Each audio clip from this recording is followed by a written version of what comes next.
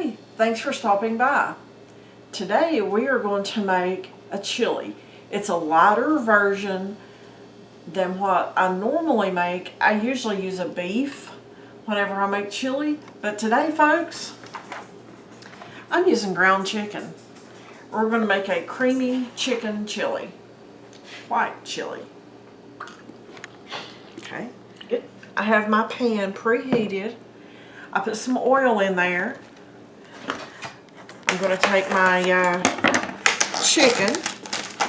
I have actually 2 pounds that I'm going to fry.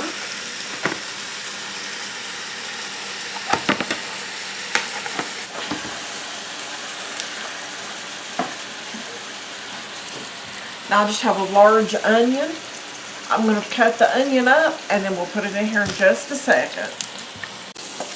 Okay, I have our onion chopped. I'm going to break the chicken up and separate it.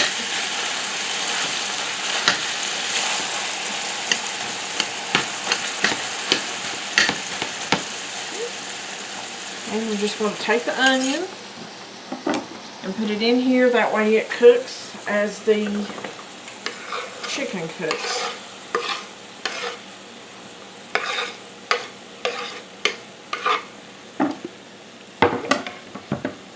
Now I did turn this down to a medium heat.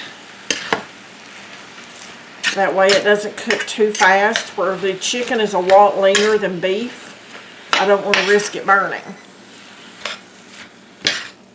So we're just going to let this cook.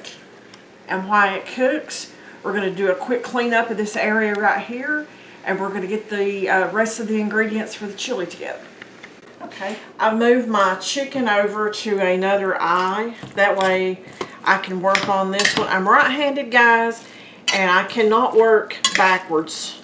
Cannot work left-handed. If you can, then you do better than I am. Okay, so I'm going to move my pot over here. I have a box of chicken broth. Use whatever brand you want, guys. It really doesn't matter, as long as it's what you like. Okay, so I'm going to put my chicken broth in here.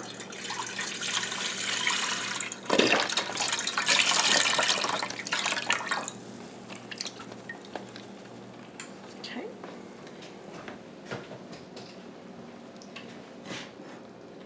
And I have my colander or strainer, whatever you want to call it, and I have a bowl.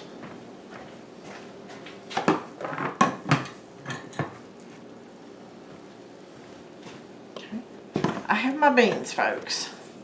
I have the cannellini beans, which, in all honesty, all it is a white kidney bean. So, just a fancy name for it, but it's just a white kidney bean. And Great Northern beans. Okay, what I'm going to do is I'm going to open them.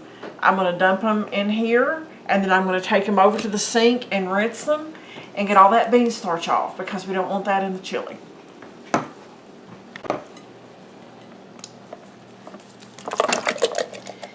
As you can see, there's a lot of that bean starch that's in there. And I'm just going to dump the other 2. Then I'll take it and rinse it, and then we'll bring it over and put it in the chicken broth. Okay. I just got done rinsing my beans. This right here is how much stuff leaked out of the beans before I rinsed them off. It's a whole lot of stuff.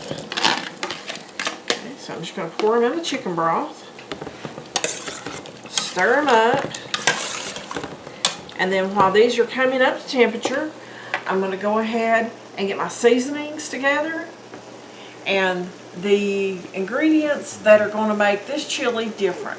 It's what's going to make this chili a creamy white chili rather than your traditional tomato-based chili.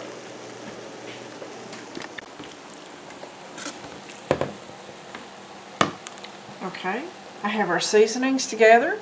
I have cayenne pepper, granulated garlic, salt, pepper, oregano, and cumin. I will give you the exact amounts in the description box, so don't worry about trying to figure it out from that little colorful bowl there. Okay, add those in there. Folks, this already smells so good. It really smells so good. Okay.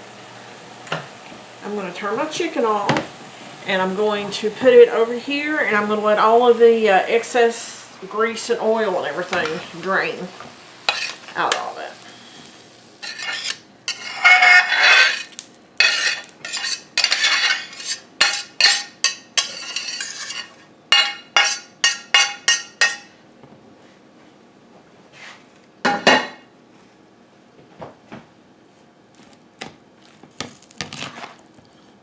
Now we're going to stir the chicken over here into the chicken broth, beans, and spices.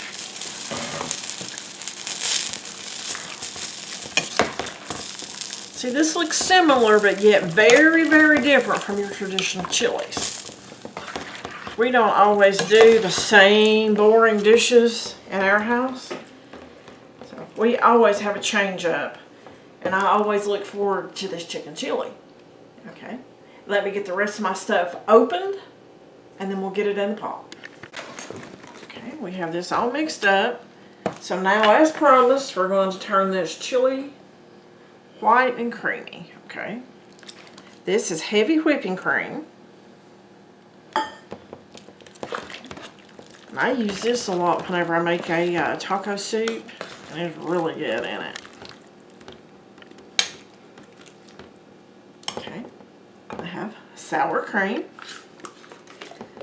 Folks, again, whatever brand you want to use, it doesn't matter. I use, honestly, what I find on sale. Real life, real honesty. It's just how it is around here. Okay. I have green chilies. This is one of the 7-ounce cans. This is the medium flavor. If you want to go mild, go mild. If you want to go hot, then they come in different varieties. I try to go the middle of the road, that way everybody in the house is happy.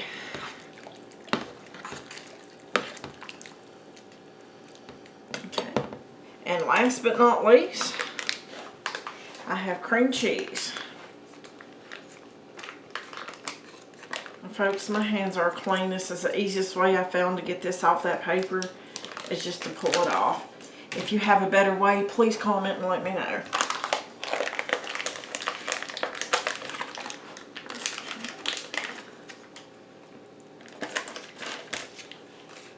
Okay, so I'm going to wash my hands, stir this up, and we're going to let it simmer until the cream cheese melts.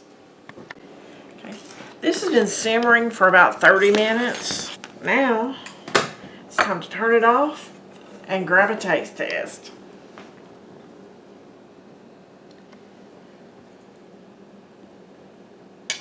Folks, you know I'm going to eat a lot more than this, but it's in between meals, and so I don't need a big bunch right now. But just enough to give you a taste test, show you the consistency, and get my hunger going even more, because this smells amazing. Okay, here we go.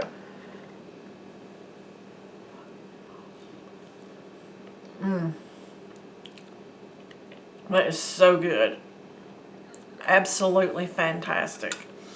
If you want to serve it with maybe a little shredded cheddar in there, or bacon. Some people put, they fry some bacon and crumble it up and put it on top. Personally, I don't think it needs it, but that's just me. I just throw some oyster crackers in there, because I do prefer those over saltines because they stay crisp longer. But folks, once you try this, it's going to be a family favorite. Thanks for watching, and I'll see you on the next video.